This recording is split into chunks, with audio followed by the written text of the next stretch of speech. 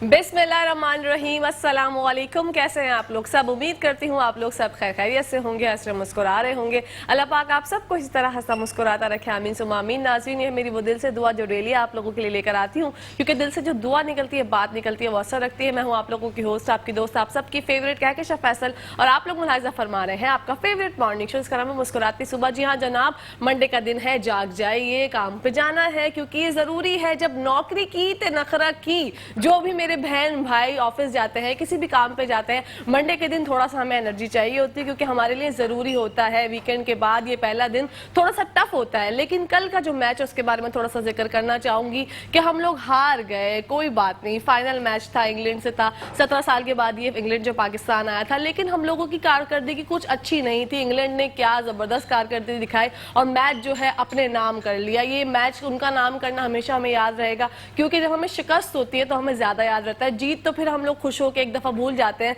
लेकिन जब हारते हैं तो वो हमेशा याद रहता है। इसी के साथ साथ जनाब, आज हम पहले सेगमेंट में बात करेंगे स्किन से रिलेटेड, लाइपोलाइसिस से रिलेटेड। ये क्या है, नॉन सर्जिकल प्रोसेस होता है, प्रोसीजर होता है, उसके बारे में जानेंगे। हमारे साथ बहुत हसीन और खूबसूरत, हम सब की फेवरेट, मुझे उम्मीद है आपकी भी फेवरेट हो गई होंगी आज तक तो, नौरीन नजमुल हमारे साथ मौजूद है स्टूडियो में। बढ़ते हैं उनकी जानिब। अस्सलाम वालेकुम। वालेकुम सलाम, कैसी हैं? मैं बिल्कुल ठीक हूँ, आप खैरियत से हैं? और आप मुझे जितनी मंडे वाले दिन रिफ्रेश लग रही है ना, मैं खुद अपना आपको रिफ्रेश नहीं लग रही है। तो आप कर ले, मेरी एनर्जी मैं आपको देना चाहती हूँ। आपकी एनर्जी देखते ही मैं भी रिफ्रेश हो गई हूँ। अरे वेरी गुड, आप बहुत प्यारी लग रही है हमेशा की तरह, और ये जो आपने आज हेयर स्टाइल बनाया है आपके ऊपर बहुत सूट कर रहा है। Thank you Lord. नौरीन, सबसे पहले हम जानना चाहते हैं लाइपोलाइसिस के हवाले से। पिछली बार भी जब हमने सेगमेंट किया था, लोगों को डेमो भी दिखाया था करके, किसी ने अगर वो प्रोग्राम मिस कर दिया हो तो ये क्या प्रोसीजर होता है, नॉन सर्जिकल होता है, क्या इसमें पेन होता है, ये सब चीजें हम जानना चाहते हैं आपसे।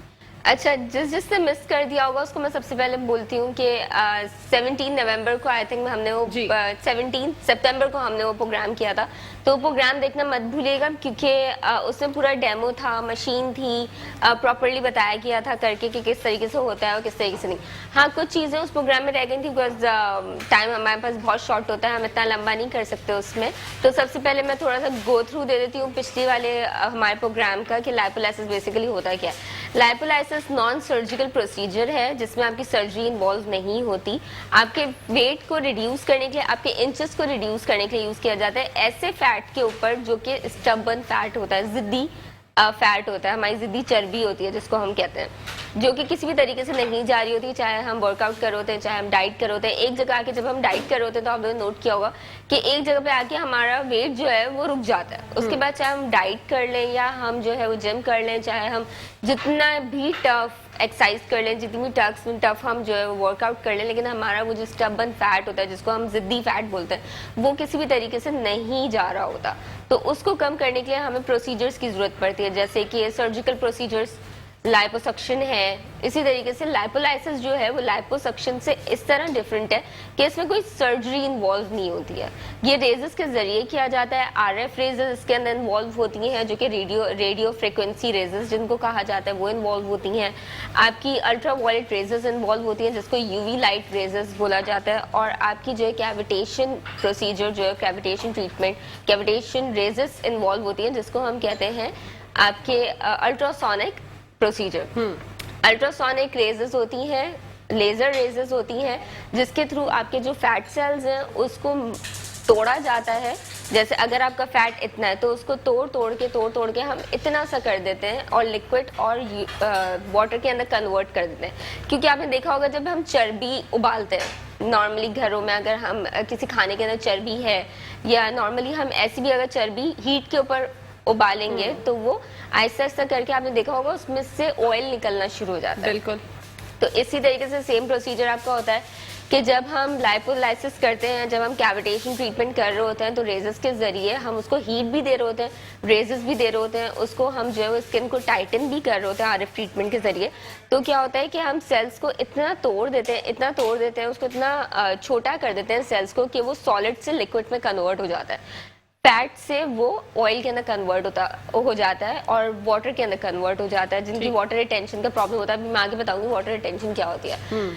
जिनको फैट तोड़ देते हैं। तोड़ने के बाद जो है वो यूरिन और स्टूल के जरिए बाआसानी आपकी बॉडी से जो है वो रिमूव आउट हो जाता है आपका फैट। तो ये कोई भी ऐसा प्रोसीजर नहीं होता जिसके अंदर आपकी कट लगे, जैसे लोग बड़े कंसर्न होते हैं कि लाइपोलाइसिस है और लाइपोसक्शन है, तो उसको दोनों को मिक्स कर रहे होते हैं। लाइपोसक्शन और लाइपोलाइसिस में ये डिफरेंस है कि आपके कहीं पे भी कट नहीं लग रहा होता, कहीं पे भी सर्जरी इन्वॉल्व नहीं हो रही होती है। ठीक है, कितनी सिटिंग्स इसकी दरकार होती हैं? कोई पेशेंट है वो करवाना चाह रहा है तो उसको कितनी सिटिंग्स इसकी दरकार होगी? अच्छा, सिटिंग्स जो है वो पेशेंट टू पेशेंट वेरी करता है। ऑब्वियसली वेट और मास और आपका जो फैट है उसको देखते हुए जो है वो हम डिसाइड करते हैं कितने, कौन से पेशेंट को कितने सेशंस देना है। लेकिन कम से कम 5 सेशंस 10 सेशंस होने चाहिए है, क्योंकि इसके साथ साथ हम EMS ट्रीटमेंट भी दे रहे होते हैं। एक दिन आपका लाइपो होता है और एक दिन आपका EMS होता है। EMS में ये होता है कि आपको जो है वो रेजर्स के जरिए और मसाजिंग के जरिए आपके इलेक्ट्रोड्स के जरिए, इलेक्ट्रॉनिक रेजर्स के जरिए जो है वो आपकी स्किन को टाइटन अप किया जा रहा होता है। तो उससे आपको मजीद एक्सरसाइज करने की कोई जरूरत नहीं पड़ती। और दूसरा वो और ज्यादा घुल रहा होता है। लाइक जो हमने आपके फैट तोड़ दिया है, अब अगर पेशेंट कंप्लेन के साथ आ रहा है कि उसको कॉन्स्टिपेटेड है वो, ठीक है, तो ऐसी सूरत में हम उसको मेडिकेशन देते हैं ताकि उसका कॉन्स्टिपेशन रिलीज हो, या फिर इस तरीके की ग्रीन टीज उसको बोलते हैं ताकि कॉन्स्टिपेशन रिलीज हो, उसका जो फैट हम तोड़ रहे हैं वो बॉडी से निकलता जाए। EMS क्या करता है, EMS मजीद उसको और ज्यादा जो है वो अंदर सेंसेशंस क्रिएट करता है, ठीक है, बॉडी के अंदर। और आपको फौरन ही यूरिन आता है, फौरन ही आपको स्टूल पास होता है और उसके जरिए जो है वो आपकी बॉडी टाइटन अप तो हो रही होती है, लेकिन साथ साथ आपका जो कॉन्स्टिपेशन है वो भी रिमूव हो रहा होता है, वो भी, उससे भी आप जो है वो बाहर निकलते हैं कॉन्स्टिपेशन से, और आपका जो फैट है वो ईजिली बॉडी से बाहर निकल जाता है। बिल्कुल। अच्छा, कॉन्स्टिपेशन भी जिसको होता है उसका भी क्या वेट से ताल्लुक है, या कॉन्स्टिपेशन किसी को पेशेंट को रहता है उससे भी वेट बढ़ता है? कॉन्स्टिपेशन जिन लोगों को होता है उससे वेट बढ़ता है, जिनको हार्मोनल इश्यूज होते हैं उससे भी वेट बढ़ता है। थायराइड का अगर आपको इशू है तो भी वेट गेन भी होता है, लॉस भी होता है। आपकी ब्रेन को सिग्नल्स, ऑब्वियसली थायराइड अगर आपका नॉर्मल नहीं है तो आपके ब्रेन को जो सिग्नल्स हैं वो लेट पहुंच रहे होते हैं। तो आपने जो खाया है वो आपकी जितने भी फैट उसके अंदर होता है वो आपकी बॉडी को लग रहा होता है। कॉन्स्टिपेशन से क्या होता है, कॉन्स्टिपेशन में आपका फूड आपकी बॉडी के अंदर चला गया, अब आपका वो फूड जो है वो रिक्वायर्ड टाइम के ऊपर बॉडी से बाहर नहीं निकल रहा, तो जितनी देर आपकी बॉडी के अंदर रहेगा उतनी देर वो अपना जो काम है, अपना जो काम, उसका एक तो काम है, सही है, कि फूड ने आपको एनर्जी प्रोवाइड करनी है, वो आपकी बॉडी में रहते रहते वो फिर फैट में कन्वर्ट होना शुरू हो जाएगा, क्योंकि वो निकल नहीं रहा ना आपकी बॉडी से एक रिक्वायर्ड टाइम। क्योंकि हमें भूख तो अपनी रिक्वायर्ड टाइम के ऊपर लग रही है। लाइक मेरा अगर 6 घंटे हो गए या 8 घंटे हो गए तो मुझे ऑटोमेटिकली भूख तो लगेगी, लेकिन जो मैंने पहले खाया हुआ अगर वो मेरी बॉडी से बाहर नहीं निकला है तो मैं मजीद जो खा रही हूँ वो मैं एक्स्ट्रा इनटेक कर रही हूँ। बिल्कुल। तो ये अच्छा, बहुत से लोग, जैसे आपने बताया, ये लाइपोलाइसिस में स्टूल के जरिए जो है वो आपका फैट निकलता है, लेकिन तो बहुत से लोग ये समझते हैं कि अल्लाह ना करे, खुदा ना खास, तो हमें कोई बीमारी हो गई, ये हमारे स्टूल के जरिए क्या चीज़ जो है वो अब बाहर आ रही है। तो लोग इस तरह से जो समझते हैं और फिर आपसे सवाल भी करते होंगे, डॉक्टर साहब ये कोई साइड इफेक्ट है, ये कोई प्रॉब्लम है, आप हमें बताएं, तो उनको जो उनका माइंड आप सेट किस तरह से क्लियर करती हैं? अच्छा, मैं पहले ही उनको बता देती हूँ सारी डिटेल्स ना, ठीक है, कि एक वाहिदी तरीका है हमारी बॉडी में चीज बाहर निकलने का, वो है आपका स्टूल पास होना। अगर सॉलिड है तो वो स्टूल के जरिए निकलेगा, अगर लिक्विड है तो यूरिन के जरिए निकलेगा। ये मैं उनको पहले ही बता देती हूँ। तो अगर बॉडी में से आपने फैट निकालना है तो उसका हमारे पास एक ही तरीका होता है कि वो, क्योंकि कट तो आपकी कई बॉडी पे लग नहीं रहा है, आपके नेचुरल मैकेनिज्म के जरिए ही जो है वो बाहर निकलेगा सारा। तो मैं उनको बता देती हूँ कि स्टूल आएगा, ज्यादा आ सकता है, सही है, हो सकता है कि आपको जो है वो 1-2 दिन जो है वो मोशन और डायरिया हो जाए, तो वो कोई मसले की बात नहीं होती। उसमें पानी ज्यादा पिए ताकि जो फैट डिसॉल्व हम कर रहे हैं वो बॉडी से जल्दी जल्दी यूरिन के जरिए बाहर निकले ना।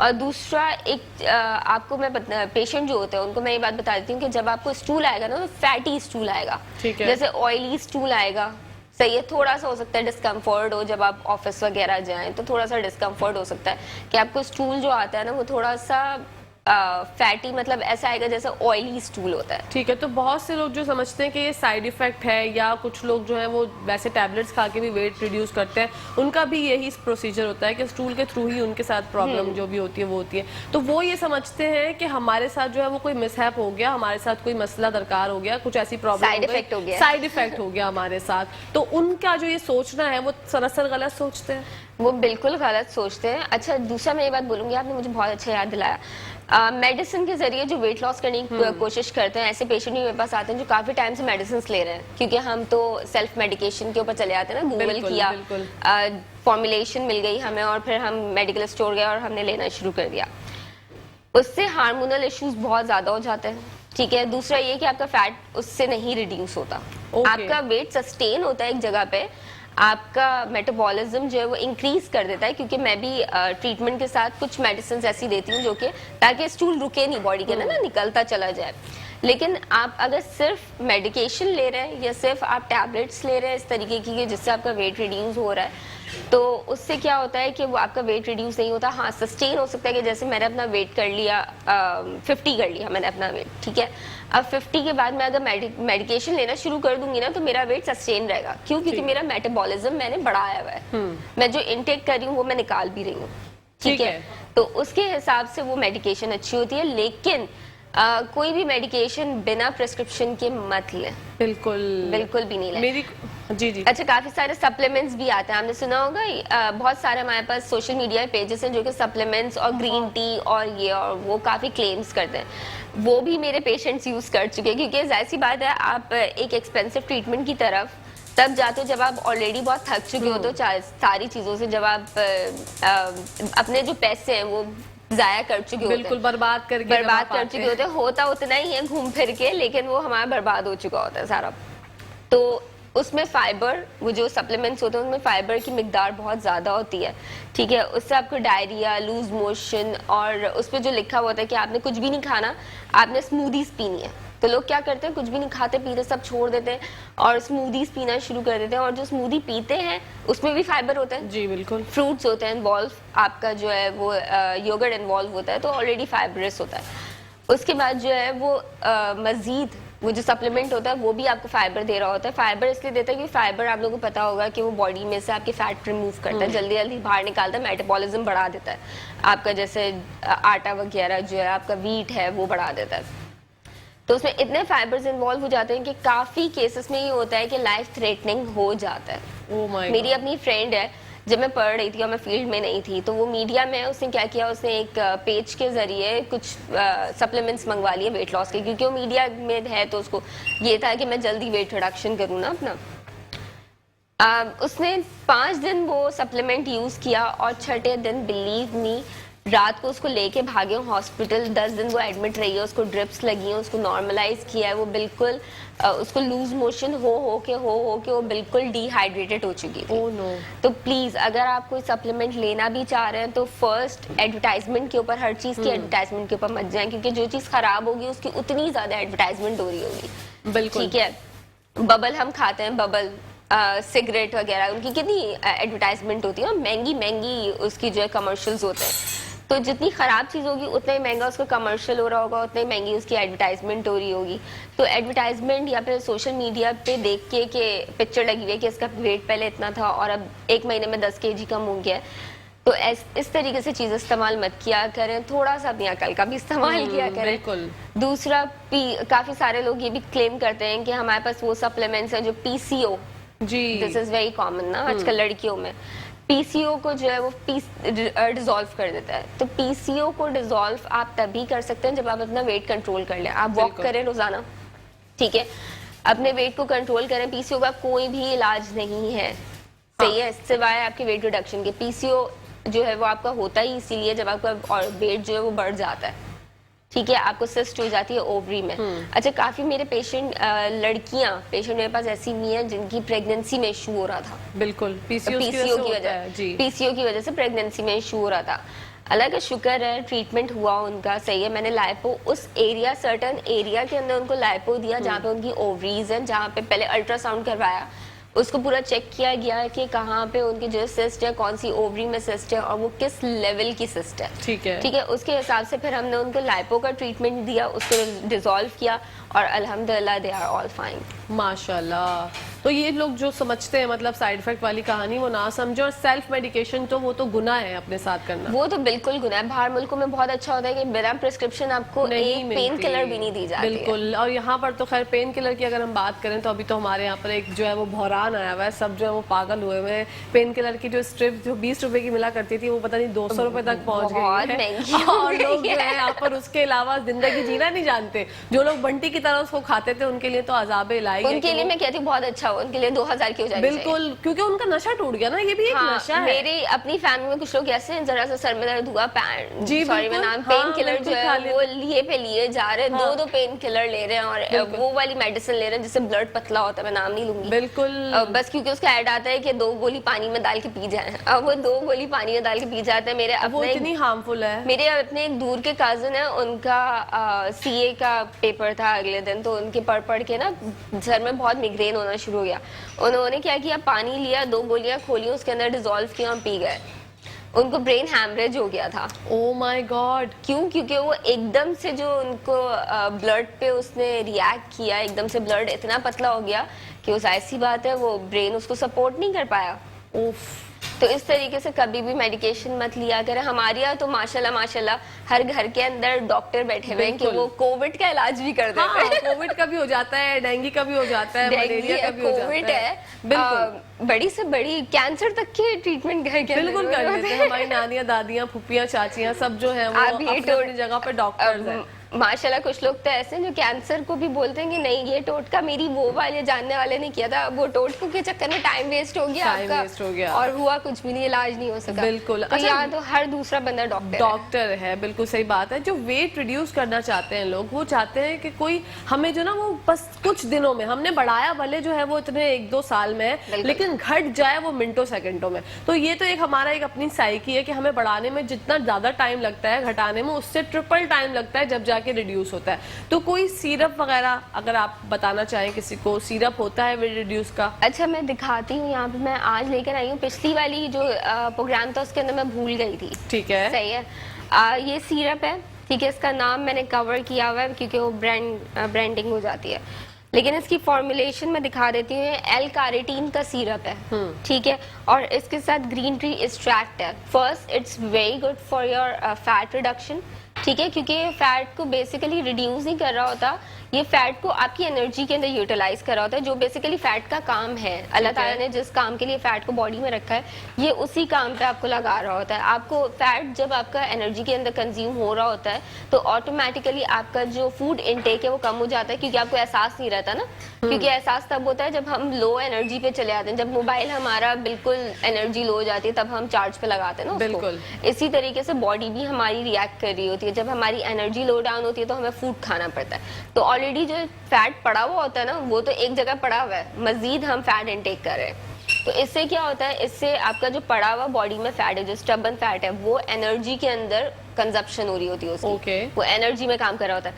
अच्छा, ये पीने के बाद मैंने ज्यादातर, मैं और मेरे जितने ही पेशेंट्स हैं जो ये सिरप पी रहे हैं, उन्होंने ये नोट किया कि पहले अगर वो आधा घंटे मुश्किल से वॉक कर पाते थे तो वो 1-1, 1.5 घंटे आहिस्ता आहिस्ता वॉक करना शुरू कर। स्टैमिना बिल्डअप होता है। स्टैमिना बिल्डअप होता है क्योंकि ऑलरेडी आपकी एनर्जी लग रही है ना, आप कुछ एक्स्ट्रा अपने इनटेक कर नहीं रहे हो।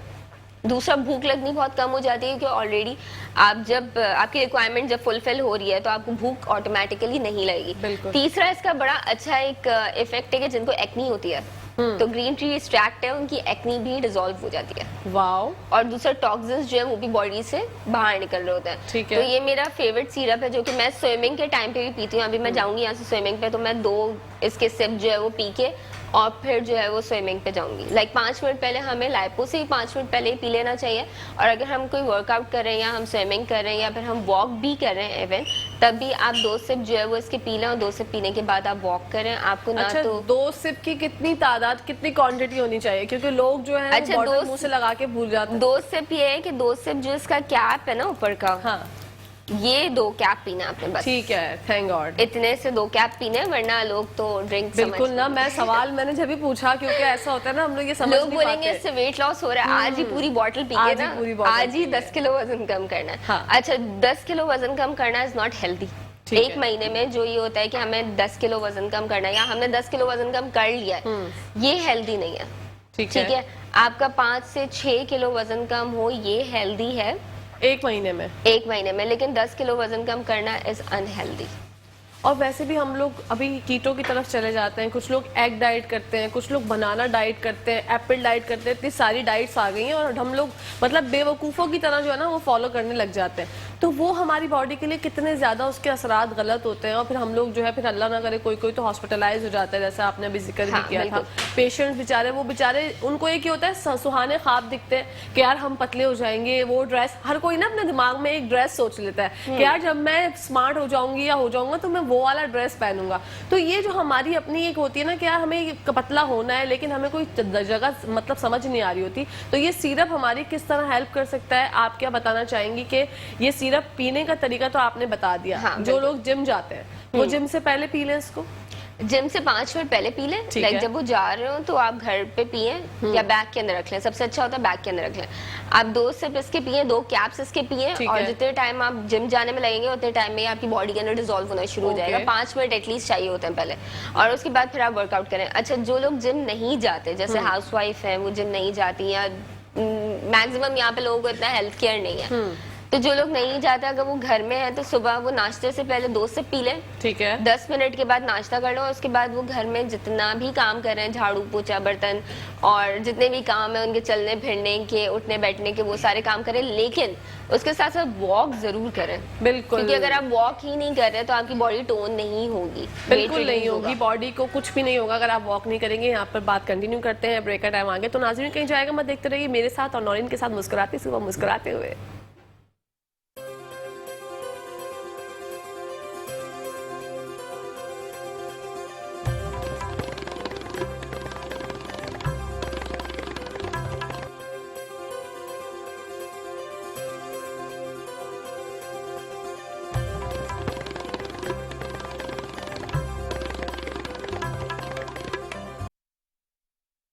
जी नाजरीन, welcome back to the show. आप लोग देख रहे हैं आपका फेवरेट मॉर्निंग शो, इसका नाम है मुस्कुराते सुबह। बढ़ते हैं नौरीन की जानिब और उनसे जानते हैं कि वेट रिड्यूस करने का एक आसान तरीका, जो कि हमारी बहनें देख रही हैं शो, वो चाहती हैं कि यार हमारे घर में शादी होने वाली है, 1 महीना है, तो वो उनको कोई ऐसा प्लान बता दें, उनको कोई ऐसी चीज़ बता दें जो वो 1 महीने में 1-2 kg तो लूज कर ही ले। अच्छा, मैं बहुत अच्छी डाइट बताती हूँ जो कि मैंने खुद भी की है, ठीक है, और 1 महीने में तकरीबन आपका वेट पे डिपेंड करता है, क्योंकि जितना आपका वेट ज्यादा होता है उतना ज्यादा आपका लॉस होता है। बिल्कुल, ठीक है, और जितना आपका कम होता है उतना आपका लेट रिडक्शन होती है, उतना ही आपका स्टबर्न फैट होता है। तो अगर आपका वेट ज्यादा है तो सबसे अच्छी डाइट होती है वाटरमेलन डाइट, जिससे आपको डिहाइड्रेशन भी नहीं होती है। और वाटरमेलन सबको ही पता है, तरबूज, जी तरबूज होता है, ठीक है, तरबूज सबको ही पता है कि उसमें 98% वाटर होता है, ठीक है, तो आपकी वो भूख को भी खत्म करता है, ठीक है, आपका पेट भी भर जाता है। दूसरा, आपने लिया भी जो है फाइबर लिया है और आपने पानी लिया है, तो उससे आपको डिहाइड्रेशन भी नहीं होती है, वाटर इनटेक ज्यादा बढ़ता है, तो आपका फैट जो यूरिन के जरिए बाहर निकल रहा होता है, ठीक है। और दूसरा ये कि बिना वॉक किए या बिना कोई हल्की फुल्की वर्कआउट किए जो है कुछ भी नहीं हो सकता। अगर घर में काम वाली हैं तो उनको निकाल के थोड़ा बहुत काम कर लें, बिल्कुल वो जरूरी है, वो थोड़ा सा आपकी अपनी हेल्थ के लिए बड़ा जरूरी होता है कि आप थोड़ा सा काम वगैरह करें, क्योंकि आपकी बॉडी जो है वो जैसे एक मशीन होती है ना, पड़े पड़े जंग लग जाती है, ऐसे बॉडी भी जंग लग जाती है, बिल्कुल। तो इस तरीके से आप ना करें, अपने साथ ज्यादती करेंगे, आप जो है वो थोड़ा बहुत जो है वर्कआउट वगैरह भी करें, थोड़ा सा जो है वो खाने पे भी हाथ कंट्रोल करेंगे। यहाँ पे तो गली गली बिरयानी मिलती है, लोग बहुत ज्यादा खाते हैं बिरयानी का तो बहुत मसला है, तो थोड़ा सा जो है वो जो फैट होता है उसका इंटेक कम करें। और अगर शादी और बिल्कुल ही आपने कम करना है और जल्दी कम करना है, साड़ी वगैरह पहननी है, तो उसका सबसे बेहतरीन जो इलाज है वो यही है कि आप वाटरमेलन डाइट के ऊपर चले। और आज मैं भी वाटरमेलन डाइट के ऊपर जा रही हूँ। तो मतलब क्या करना होता है? नाश्ते में भी वाटरमेलन, तो डिनर आपने नाश्ते में जो है 2 बॉयल एग लेना है, सिर्फ एग व्हाइट, ठीक है, with green tea, with a cup of green tea, ठीक है। नहार मुंह, लाइक जब आप सो के उठते हैं, मैं शुरू से बताती हूँ, जब आप सो के उठते हैं बिल्कुल नहार मुंह, तो आपने रात को सोने से पहले बेसल सीड्स होते हैं जिसको हम तुक मलंगा बोलते हैं, वो, या फिर chia seeds are difficult to find, like महंगे होते हैं, इम्पोर्टेड होते हैं, तो आपको बेसल सीड्स तो हर जगह पे मिल जाएंगे। आपने बेसल सीड्स के 2 जो है वो स्पून लेने, टेबल स्पून, वो आपने पानी के अंदर, आधे ग्लास पानी के अंदर भिगो के रात को रख देना है, ठीक है। सुबह जब आप सो के उठते हैं तो आपने फेस वॉश वगैरह करके आप नहार मुंह जो है उसी के अंदर पानी भरना है, नॉर्मल टैप, मतलब नॉर्मल वाटर आपने लेना है और रूम टेम्परेचर पे, और वो पी लेना है। उसके बाद फिर आप नाश्ता वगैरह बनाने में थोड़ा सा टाइम आपको लगता है तो आपको 10-15 मिनट नाश्ता बनाने में लग जाएंगे। नाश्ते में आपने क्या लेना है, नाश्ते में आपने जो है वो एग वाइट लेना है बॉइल्ड, जिसमें आपकी योक नहीं होनी चाहिए, ठीक है। आपकी सिर्फ सफेदी हो, आपकी जो है वो योक वाला पार्ट आप निकाल दो उसको। उसमें आप काली मिर्चें और थोड़ा सा आप नमक डाल सकते हैं, बिल्कुल थोड़ा सा, क्योंकि नमक जो है वाटर रिटेंशन करता है। वाटर रिटेंशन आपकी बॉडी के अंदर पानी रोकने को कहते हैं। जितना पानी रुकेगा आपकी बॉडी फूलेगी, वेट वहीं का वहीं होगा, लेकिन आपको बॉडी ऐसा लगेगा जैसे बॉडी बहुत फूल गई है, मोटे हो गए आप। तो नमक आपने कम कर देना है, नमक का इंटेक ही कम कर देता है। चीनी बिल्कुल खत्म कर देनी है। ग्रीन टी आप पियेंगे सुबह सुबह एग वाइट के साथ, 1 गिलास ग्रीन टी पियेंगे, लेकिन ग्रीन टी के अंदर आपने जो है वो लेमन थोड़ा सा ऐड कर लें, या लेमन नहीं भी ऐड करें तो लेमन ग्रीन टी ले लें। ठीक है। चाय नहीं पी सकते नाश्ते? चाय नहीं, दूध वाली कोई भी चीज आप नहीं ले सकते। बिल्कुल चाय नहीं। अच्छा, ग्रीन टी पियेंगे। ग्रीन टी पीने के बाद आपने नाश्ता कर लिया, अब उसके बाद आपने जो है वो पूरे दिन लंच हो, हाई टी हो और डिनर हो, उसमें आपने वाटरमेलन खाना है। फिर चाहे वो आप भर भर के वाटरमेलन खा लें, कोई मसला नहीं है। ठीक है। तो ये कितने दिन तक कंटिन्यू रखनी है डाइट, तो रिजल्ट आपके सामने आ जाएंगे? 15 दिन। आपके 1 हफ्ते में आपको वेट जो है रिड्यूस होना पता है, मतलब रिड्यूस होना जो है वो आपको आइडिया हो जाएगा कि आपका रिड्यूस हो रहा है वेइंग मशीन के ऊपर। क्योंकि हमारे मसला होता है ना कि हम वैसे तो पतले लग रहे होते हैं, लेकिन जब हम वेइंग मशीन के ऊपर खड़े होते हैं तो हमारा वेट वहीं का वहीं होता है, हम परेशान हो जाते हैं। अच्छा, सबसे पहले मैं ये बात बोलूंगी कि अगर आप वेट रिड्यूस कर रहे हैं तो वेइंग मशीन को जो है वो 15 दिन के लिए अपनी नजरों से हटा दें। जी बिल्कुल। क्योंकि यहाँ पे लोग क्या करते हैं, आज शुरू की है डाइट, रात से खड़े हो जाएंगे कितना वेट रिड्यूस हुआ, अभी तो नहीं हुआ। अब वही जो आपका मोराल होता है ना वेट रिडक्शन का, वो आपका जो है वो खत्म हो जाता है। तो वेट की जो आपकी मशीन है ना उसको दूर कर दें। वेट रिड्यूस करना तो सबसे बेहतरीन तरीका यही है कि आप जो वाटरमेलन डाइट के ऊपर चले जाएं। वाटरमेलन डाइट में आपको काबू करना पड़ेगा, कंट्रोल करना पड़ेगा। और अगर आप लॉन्ग टर्म पे अपना वेट रिड्यूस करना चाहते हैं तो आप वाटरमेलन डाइट को कंटिन्यू रखें, जब तक आपने कंटिन्यू रखना है। हफ्ते में 1 दिन चीट डाइट कर सकते हैं, और चीट डाइट में आप कोई स्टेक खा सकते हैं, जो कि आज आपको प्रोग्राम में नजर भी आ जाएगी रेसिपी कि आज क्या बन रहा है हमारे पीछे। बहुत मजे का स्टेक बन रहा है। हाँ बिल्कुल। आज ही रोज मैं आप लोगों को चुपके चुपके बता देती हूँ। आज तो नौरीन नहीं, आज डाइट की आपको रेसिपी यही मिल जाएगी। बिल्कुल मिल जाएगी, तो आप लोगों के लिए आसानी हो जाएगी। अच्छा, इंचेस में वेट जाता है बहुत से लोगों का, बहुत से लोगों का वेट स्केल पे, वेट मशीन पे जाता है, तो इंचेस में जो लूज करते हैं वो भी खुश हो जाते हैं। तो क्या हेल्दी कौन सा तरीका है? हेल्दी तरीका जो है देखिए, वो अगर आपका वेट बहुत ज्यादा है तो ऑब्वियसली आपने जो है इंचेस में भी रिड्यूस करना है और आपने फैट भी रिड्यूस करना है। लेकिन जैसे मैं और आप है, हमारे लिए फैट रिड्यूस करना is not that much important, हमने अपनी बॉडी को मेंटेन करना है। तो हमारे लिए इंचेस बहुत इंपॉर्टेंट है, क्योंकि हमारा क्या मसला होता है, हमारा वेट कम होता है, लेकिन क्योंकि हमारी बैठने की जॉब है तो उसकी वजह से टमी बाहर आ गई, सही है, ये सबसे बड़ा मसला होता है। तो हमारे लिए इंचेस रिड्यूस करना जो है वो बहुत इंपॉर्टेंट होता है, क्योंकि वेट तो हमारा ऑलरेडी कम ही होता है। बिल्कुल। तो इंचेस अगर आप लूज करें तो आपकी बॉडी टोन अप हो रही है। अगर आप, मैं जो हूँ वो 50 हूँ, ठीक है, अगर मेरे सामने 60 kg की एक लड़की बैठी है, लेकिन वो बॉडी वाइज जो है बहुत टोन है, ठीक है, उसकी टमी नहीं है, उसके साइड्स नहीं है, और है वो 60 kg वेइंग स्केल के ऊपर, लेकिन वो लग नहीं रही, तो वो मुझसे ज्यादा बेहतर लगेगी। जी, ऐसा भी होता है ना कि जो जिसका वेट ज्यादा होता है वो पतली लग रही होती है, तो मुझे तो आग लग जाती है। मैं कहती हूँ यार हमारा वेट तो कम है। उसके बाद ना गुस्सा आता है ना कि वेट और कितना मजीद कम करें। एग्जैक्टली। तो मतलब समझ नहीं आता मुझे, ये गेम कभी समझ नहीं आई, ये इंचेस का और वेट। बस मुझे होता है कि यार भाई मैं पतली हो जाऊं, चाहे इंचेस जाए चाहे वेट जाए, बस आपको लगना चाहिए कि हाँ यार आपकी बॉडी टोन हो रही है। टोन होना बड़ा इंपॉर्टेंट होता है। टोनिंग से ही आप जो है वो खूबसूरत लग रहे होते हैं। अगर आप पतले हैं और आपके डबल चिन है तो ऑटोमेटिकली आपकी स्क्रीन के ऊपर इतना खराब आ रहा होता है, अच्छा नहीं लगता, अच्छा नहीं लग रहा होता ना। उसको फिर कॉन्टोरिंग वगैरह करनी, मेकअप भी ज्यादा इस्तेमाल करना, मेकअप का इस्तेमाल। अब मेकअप का सवाल आ गया तो दिमाग में बहुत सारे सवाल आ गए मेकअप से रिलेटेड। जिसकी स्किन जो है वो ऑयली है तो उसको कैसा मेकअप करना चाहिए, और जिनकी स्किन ड्राई है उनको कैसा मेकअप करना चाहिए? अच्छा, जिनकी ऑयली स्किन होती है वो टीवी स्टिक्स यूज ना करें, क्योंकि टीवी स्टिक्स जितनी भी होती हैं, स्टिक फॉर्म के अंदर जो फाउंडेशंस होते हैं वो ऑयल बेस्ड होते हैं, ठीक है। लाइक वो आपने देखा होगा जब हम लगाते हैं और हम हैवी लाइट के अंदर हैं या हम सनलाइट के अंदर हैं तो वो थोड़ी देर के बाद बहना शुरू हो जाती है।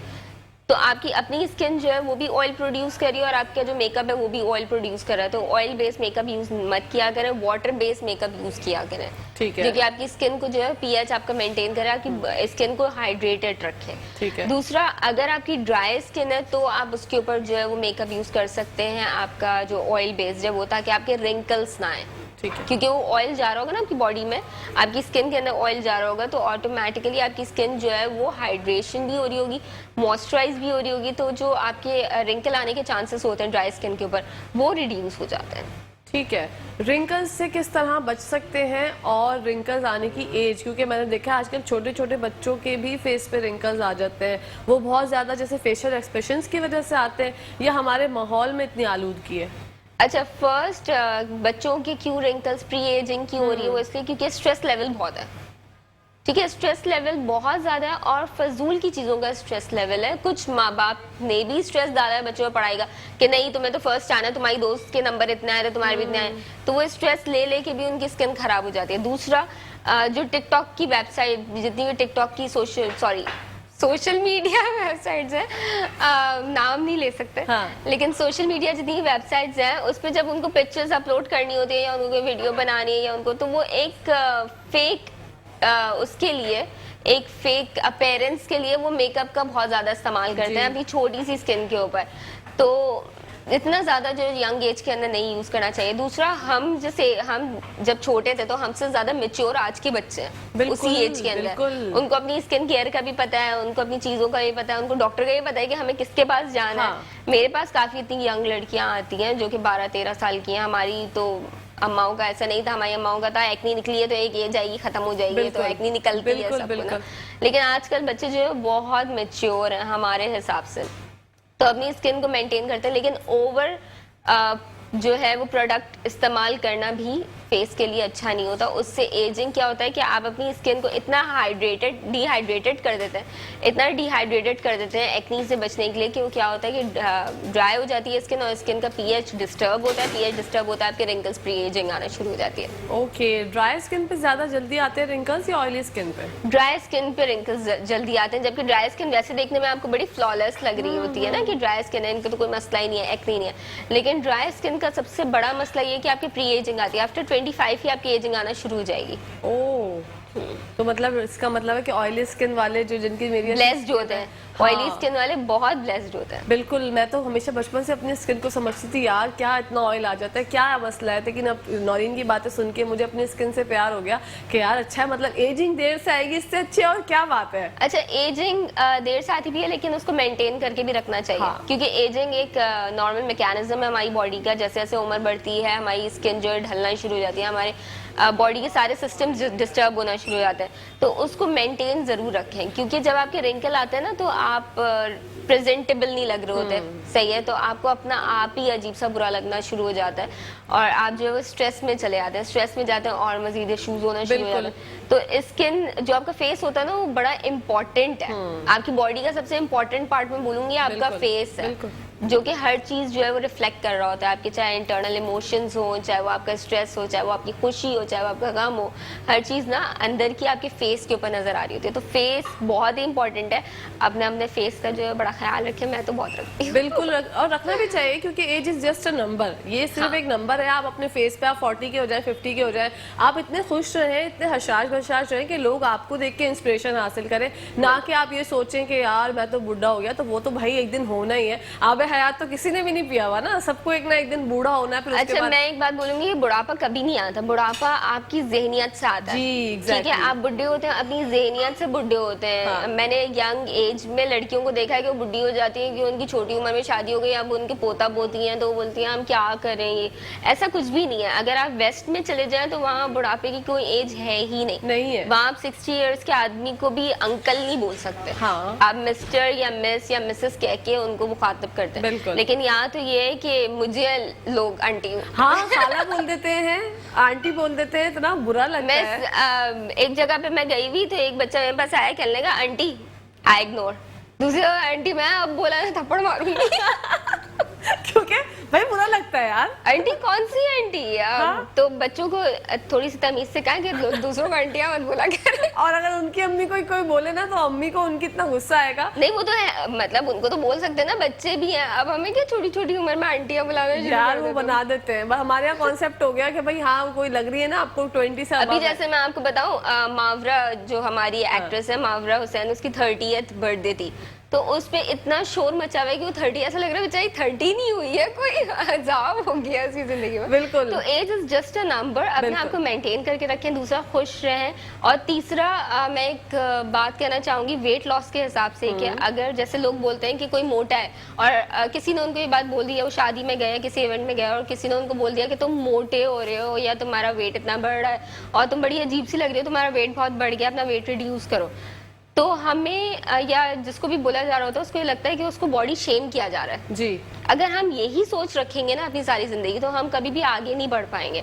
अगर कोई आपको ये बात बोल रहा है कि तुम मोटी हो रही हो, अपना वेट कम करो, या तुम मोटी हो गई हो, तुम्हारा कितना खाने लगी हो, ये सब, तो उसको ये समझें कि वो आपके लिए बड़ा नेकी का काम कर रहा है। पॉजिटिव वे में बात को ले, नेगेटिव वे में ना ले। इस बात को ना, क्यों? क्योंकि अगर कोई मेरी तारीफ करता रहेगा कि मैं बड़ी अच्छी लग रही हूँ, मैं बहुत वेट गेन कर लिया, तुम तो बड़ी खूबसूरत लग रही हो वेट गेन करके, तो वो मेरे लिए बुराई है। क्यों? क्योंकि वो मुझे मोटिवेट ही नहीं कर रहा कि मैं अपना वेट रिड्यूस बिल्कुल, हमेशा हर किसी को मोटिवेट किया करें। इसी के साथ साथ आपका बहुत बहुत शुक्रिया नौरीन, आपने इतनी जबरदस्त हमसे आज बातें की और इतनी हमारे साथ जबरदस्त टिप्स शेयर की। और थैंक यू सो मच, आपने मेरी जो बहुत ही लेजी मॉर्निंग थी ना उसको बड़ा ही एनर्जेटिक कर दिया। बिल्कुल, आप हर मंडे आ जाया करें, मैं आपको जो लेजी मॉर्निंग है उसको ऐसे ही फ्रेश कर दूंगी। इंशाल्लाह फिर मुलाकात होगी, ख्याल रखिएगा। Thank you so much. Thank you so much. You welcome. इसी के साथ साथ नाज़रीन ब्रेक का टाइम आ गया, जब ब्रेक से वापस आएंगे तो आप लोगों को लेकर चलेंगे किचन के दिन में मिलवाएंगे क्वीन से और जानेंगे कि आज क्या बना रही हैं। Let's take a short break.